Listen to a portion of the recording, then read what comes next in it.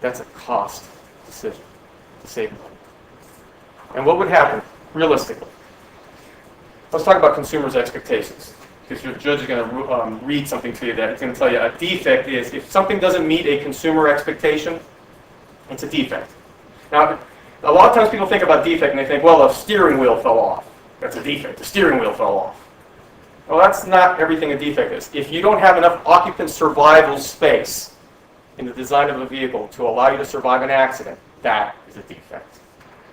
If the seatbelt doesn't work for what it's supposed to work, if it's supposed to keep you in your place, and this is a rollover situation, you know it's giving up 4 inches, that's a defect. It's not working as it's supposed to for a rollover.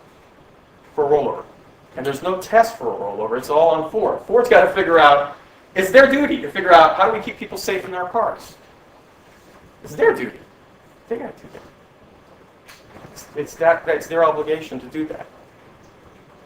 So you've got these factors going on, and now we got the consumer. Consumer buys a car, a minivan. Hey, look at that. Mirta Felipe and her family, her 2 daughters, and Julian. Mirta wants to buy a Ford car because she believes Ford is a safe, reliable, good family car. It's a station wagon of the 90s.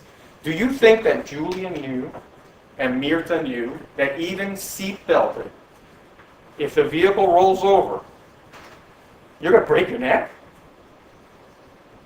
You think she knew that? You think he knew that? What reasonable consumer would think? Consumer expectation test. Well, I'm going to get into this car, I'm going to put on my seatbelt, and if it rolls over, I'm going to break my neck. But Ford knew. Now, what do you think would happen? Think about this. What do you think would happen if Ford told people in their ads or on the dash of their cars or when you flip the windows, you know, when you put your family in this car, even if you wear your seatbelt, it'll align you up, nice and aligned. We've known this since 1968. It'll be nice and aligned. When it rolls over, pop! You can break your neck. How many cars do you think they would sell? How much do you think that their profits would go down this way?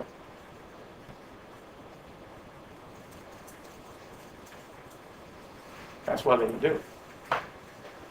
So we go to November 4th, 1992. Valley Rent-A-Car has experienced a number of accidents involving rollover incidents in the Ford Aerostar van. We are interested in knowing if you have any information regarding any problems or increased incidents of rollovers with the Ford vans. We would appreciate it if you could provide us with any relevant information regarding these concerns, including the vehicle's compliance with safety standards. In addition, please provide us with any information you have which may be helpful to our renters in handling this vehicle, other than the information provided in the owner's manual. Now, what do we know? He wants to know about rollovers. Why does your van roll over so much? The Aerostar. What information do you have about the safety standards? Well, what do we know about the safety standards? One, it's the Speedo standard on the 216. Not enough. Ford knew better. Number one, there is no safety standard on how the seatbelt's going to perform in a rollover. Number two, there's no rollover test that they do at all. Number three, there's no rollover test that they do for roof integrity at all. 0. So the answer to this would be, gee, we don't do any real safety tests for rollovers, for real-world rollover incidents. That's the answer. They didn't get any answer. Ford said, they wrote back, you'll have it in evidence. I can't go over everything because the judge limited me to an hour and 15 minutes. Not me, both of us. And I know it sounds like a lot, but in lawyer talk, that's like a 1/20th of a millisecond, the time it takes the roof to deform in a rollover. So the Ford's answer is, yeah, you know, everything's fine. They're not telling them, we know that even your people are getting injured and hurt. We know it's going to happen. Using the Aerostar van, it's happened a lot to you. We know it, and we know they're breaking their necks. We're just not going to tell you about it.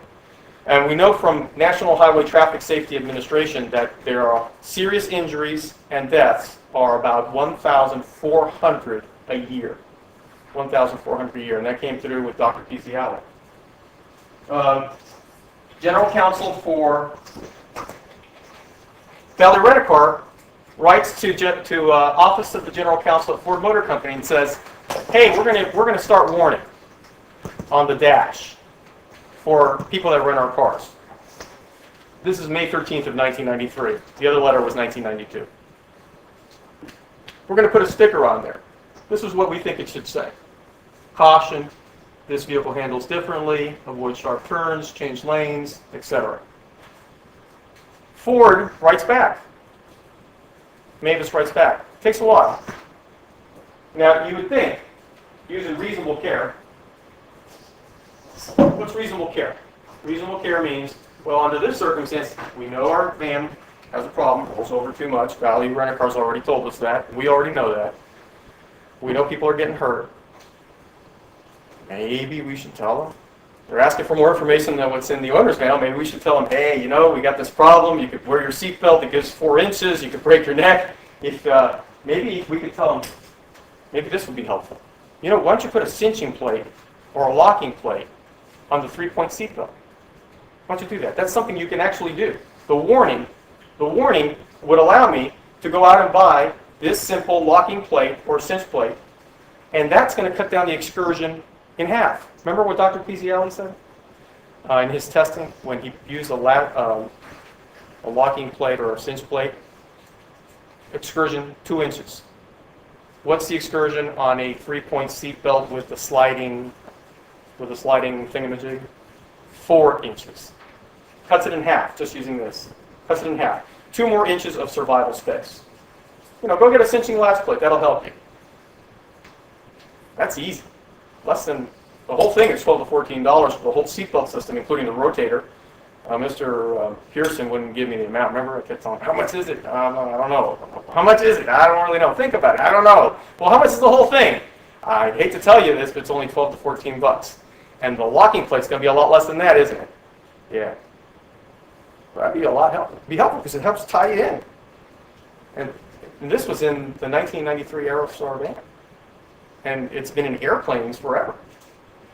As far back as I can remember. It's been around since at least the 70s. It's not modern technology. You put that on a 3-point seatbelt and it helps hold you in. And Ford may have wanted to tell them, if they wanted to be truthful, they wanted to tell them, you know what? We know because our safety engineer, Mr. Weaver, told us in 1968 that even upright, when you wear your seatbelt, even upright, you could break your neck because it keeps you so upright. Defendants are going to tell you that's old. That's old information. It's not state-of-the-art information. Then we go to Moffitt, 1990. What's Moffitt say? Moffitt says, we found that people that were wearing, the dummies that were wearing the 3-point seatbelt were aligned to take the hits on the head. And then Dr. Pizziali's article said the same thing. The 3-point seatbelt system kept the person back on the seat. Ford's known all that. So what do they say? They write back and they say,